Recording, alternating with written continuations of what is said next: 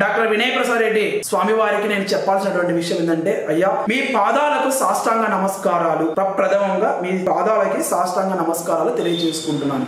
హరహర మహాదేవ శంభో శంకర. ఈరోజు ఈ వీడియో చేయడానికి ప్రధానమైనటువంటి కారణం వచ్చేసి ఏకేఆర్ వాయిస్ అనేటువంటి ఒక ఛానల్ అనేటువంటిది నా వ్యక్తిగత ఛానల్ ఉంది. ఆ ఛానల్లో 2023 జూన్ మాసంలో ఒక లైవ్ కార్యక్రమం చేయడం జరిగింది. ఎందుకంటే ఈ ధర్మపరితులు అనేటువంటి మురుగుతా ఉంటాయి, అవి మనకు కొన్నిసార్లు తెలిసి తెలియకోకుండా కరుస్తా ఉంటాయి యూట్యూబ్ ద్వారా, లేదంటే కొన్ని క్షేత్రస్థాయిలో పిచ్చి కుక్కలు అనేటువంటివి కరుస్తా ఉంటాయి. సో వాటి నుంచి మనం కోలుకునే సమయము, తెలిసే సమయం అనేటువంటిది ఏమైందంటే, తెలిసినప్పుడు మన చేతులు కూడా కాలిపోతా ఉంటాయి. అదొకైతే అయితే ఎందుకనంటే ఈ పిచ్చి కుక్కలు అనేటువంటివి డాక్టర్ వినయ్ ప్రసాద్ రెడ్డి గారు గ్రహించేసి వాస్తవాలు తెలుసుకొని ఈరోజు సత్యభామ గారికి అలాగే వినయ్ ప్రసాద్ ఇద్దరు కూడా చక్కగా సంధి అనేటువంటి ఏర్పడి ఒక అన్నా చెల్లెల లెక్క చక్కగా ఒక కుటుంబ భావన ఏర్పడేసి ధర్మ పరిరక్షణలో ముందుకు వెళుతున్నారు. చాలా శుభ పరిణామం. ఈ సందర్భంలో నేను డాక్టర్ వినయ్ ప్రసాద్ రెడ్డి స్వామి వారికి నేను చెప్పాల్సినటువంటి విషయం ఏంటంటే, అయ్యా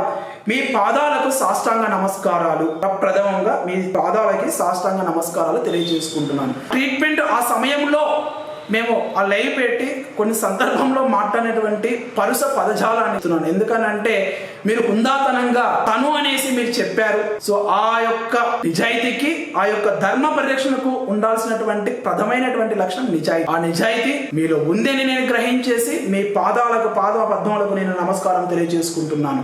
అందరికీ కూడా క్షేత్రస్థాయిలో కానీ సోషల్ మీడియాలో కానీ అండగా ఉంటారని నేను మీకు తెలియజేసుకుంటూ, అలాగే ఇలాంటి అనుభవం నాకు కూడా జరుగుతూనే ఉంటాయి. ఈ పిచ్చి కుక్కలు అనేటువంటి తిరుగుతూనే ఉంటాయి, మన పైన బురద చల్లుతూనే ఉంటాయి, కొన్నిసార్లు మనను కూడా ముంచుతాయి ఆ బురదలో. అవి తెలుసుకునే సమయానికి చేతులు కాలిపోతాయి. అలా నాకు ఒక మహాక్షేత్రం విషయంలో చేతులు కాలినాయి. తర్వాత ఆ క్షేత్రాన్ని సరిచేయడానికి నాకు దగ్గర 2 సంవత్సరాల సమయం పడుతున్నా కూడా ఇంకా కొలిక్కి రాలేకపోతుంది. వస్తుందని నేను ఆశాభావం వ్యక్తపరుస్తున్నాను. ఎందుకనంటే జగముండి పట్టుకున్న విషయాన్ని సాధించి విజయ పదంలో ధర్మ మార్గంలో నడిపించడానికి నేను పట్టుకున్నానంటే అంత ఈజీగా వదలను. ఎవరొచ్చినా ఎంత పండితులమని ముసుకేసుకొని వచ్చినా కూడా నేను వాళ్ళనైతే వదలను. నాకు తెలుసు ఏ విధంగా ప్రాబ్లమ్ సాల్వ్ చేయాలనో ఆ విధంగా చేసుకుంటూ వస్తూనే ఉన్నాను. ఇవన్నీ మనకు ధర్మ పోరాటంలో క్షేత్రస్థాయి ఆయా లెవెల్లో మనకు అనేటువంటివి జరుగుతుంటాయి, అనుభవాలు మనకు దృష్టికి వస్తుంటాయి. అందరం కూడా మనము వాస్తవాలు గ్రహించేసి ఎప్పుడైతే మనము హుందాతనం అనేటువంటి ప్రవర్తిస్తామో, కలిసి మెలిసి మనం అందరం కూడా హిందువులం అనేటువంటి ఒక భావనలో కులపిచ్చి వాళ్ళు ఉంటారు. సో ఆ కులపిచ్చిని మనం పక్కన పెడదాం. సో ప్రతి ఒక్కరు కూడా ధర్మ మార్గంలోకి రావాలి. ప్రతి ఒక్కరు కూడా భగవంతుడికి పూజలు పునస్కారాలు అర్చకత్వం చేయాలి.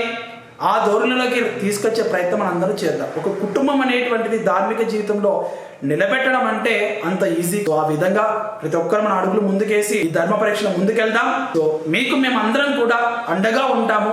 అంటే మీ హుందాతనాన్ని ప్రదర్శించేసి మీ గొప్పవారు అయ్యారు. ఎందుకంటే ముందుకు వచ్చి ఫలానా వాళ్ళ వల్ల ఈ సమస్య, ఈ గొడవలకు కారణమయ్యాయి అనేటువంటి హుందాతని మీరు తెలియజేసి వచ్చినప్పుడు, అంత గొప్ప మనసు మీకు ఉన్నప్పుడు, ఈరోజు ఆ అంతటి గొప్ప మనసు కూడా నేను కూడా ఆదర్శంగా తీసుకొని ఈరోజు నేను మీకు పబ్లిక్ మీడియా ముఖంగా కూడా నేను మీ పద్మములకి నమస్కారం చేసుకునే భాగ్యాన్ని నాకు కలుగజేశారు. సో ఆ రోజు మేము కఠినంగా మాట్లాడింటే నన్ను క్షమిస్తారని మీ పెద్ద మనసుతో హర హర మహాదేవ శంభో శంకర.